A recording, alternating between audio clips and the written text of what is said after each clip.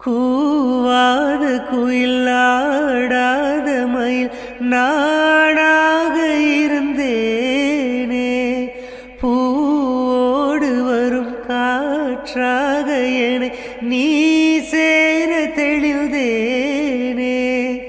ஆதாரம் வந்த தேவன் நானை சேர்ந்தாய் இந்த மானை, நாவார ருசித்தேனே தேனை சேர்ந்தேன் இன்று நானே. வந்த துணையே வந்து அணையே, அந்த முள்ள சந்திரனை சொந்தம் கொண்ட சுந்தரியே, சாமி கிட்ட சொல்லி வச்சு சேர்ந்தது இந்த செல்ல கிளியே.